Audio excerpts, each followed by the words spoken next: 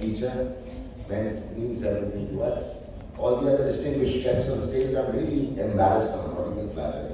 Embarrassed with those kind words of appreciation. More appreciation means more responsibility, and it becomes even tougher to deliver.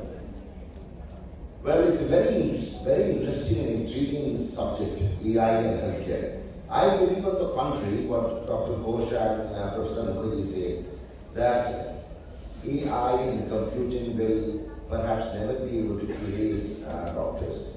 But that only time can say, but what I see nowadays, the pace with which we are escalating, I think it's just a waiting game. There will be doctors, we are not going to be erased in totality, but with the turn of this century, I think we are going to become computing doctors who are going to be busy working out on algorithms. So it's a simple two things. One is called a 0 and another a 1. So 2 digits now rule the world. It's a binary world. We as Indians should be proud. Everyone talks about United States of America made this digital revolution, China outpacing us with hardware, Indians working out on daily binaries. But if we turn back and think about our legacy, it was in the 7th century that actually Brahmagupta first had the concept of something called nothing. So it was Brahmagupta in 7th century when he first thought of the concept of zero, and Aryabhatta in 5th century ultimately materialized and brought the concept of zero to public. So had there been no zero, there wouldn't have been a 1 along with it, and perhaps we would have never ever had a digital world. So the digital world began with us. We should be proud Indians that without the zero, there couldn't have been a binary world of 0 and 1. These two now rule the world. We usually came from an era where we watched black and white television, we watched dialing in of phones, we listened to radios, we had the concept of telegram, fax. These are all facts at that time. But I never thought of that our fancies of fiction will turn into facts so quick, so soon. We used to think of something which is called a wireless society. Now we have everything without wires. Now it's a century when we see that trains moving sans drivers. We have airplanes moving sans pilots. We have surgeons doing surgeries without the knife or the scissors in their hands. And perhaps we are waiting that there will be time when AI will completely take over and there will be surgery sans surgeons. And the other day I was watching the television, we have a battlefield sans soldiers. The Ukrainian war, they are having small tanks and small weapons where there are no soldiers in it. So a treatment without doctors or treatment sans physicians or surgeries is just around the corner. About 15 years ago, I went to China for a 4 weeks training in stereotactic radiosurgery and X and gamma knife usage. So that was the first time I found them using computers delivering pharmacies or daily dosage of medicines to the patients. That was the first time I thought they are not using nursing staff to deliver the dosage. They had channels in their clinical wards where the medicines used to run through to the bedside in a small capsule and giving reminder in Chinese language, of course, to the patients what to take and which medicine to take. That was 15 years ago. Now the world is moving so fast. China is perhaps a world which is going to erase physicians too soon. I don't know whether it's too quick.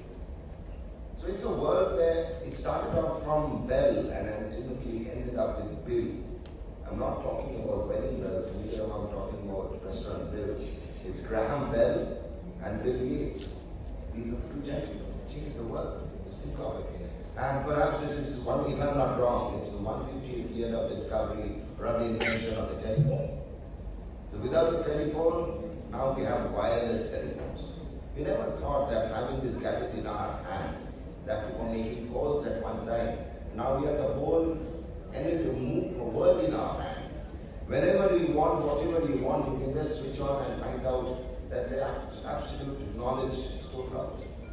The other day, a few librarians came to my office and they said that there are no more librarians being recruited. And I was thinking, why will the young kids go to the libraries? Their libraries are now in their pockets. So it's a time where everything will become so small to us, so quick to us, so accessible to us. That's a digital world. And of course, with the advent of technology more and more, socialism will gain, and there will be escalation of socialism, everything will become cheaper. With the digital world, with the science coming in, the pathological diagnosis, they are going to be very faster. There will be less and less pathologists being recruited. Radiology is perhaps one of the earliest subjects which will bear the brunt of AI. I will not say brunt. I'll say it's a blessing in disguise. We will be having radiologists and pathologists to develop more and more algorithms.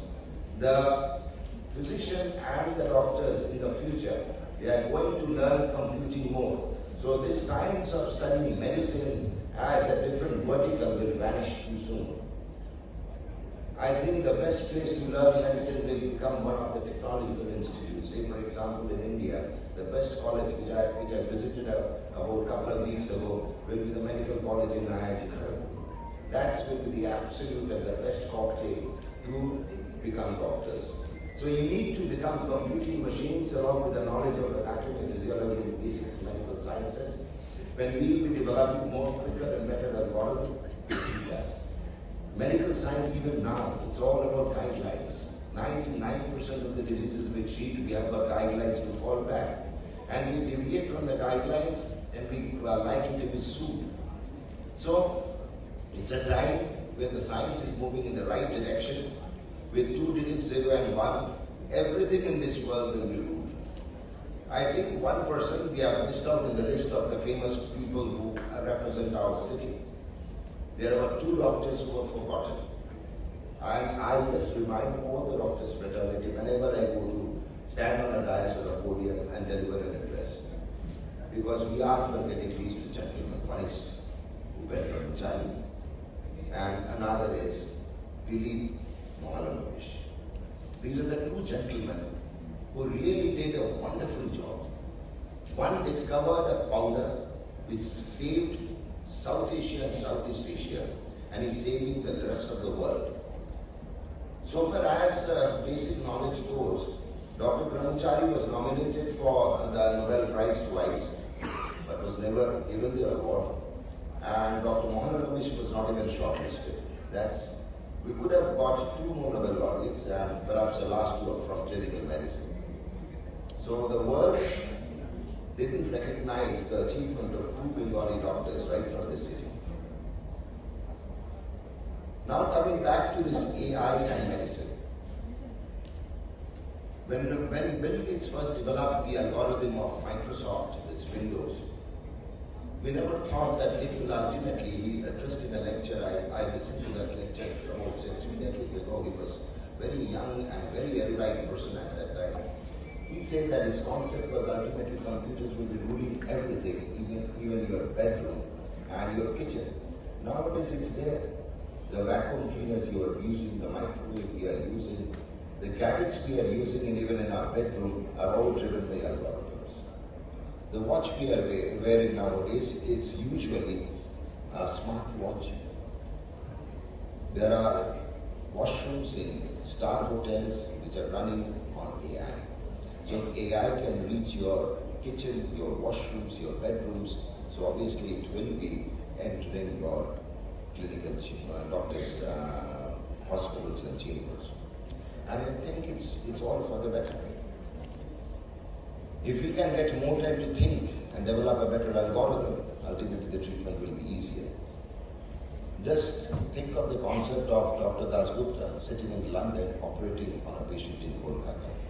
So that's the gift of a joystick.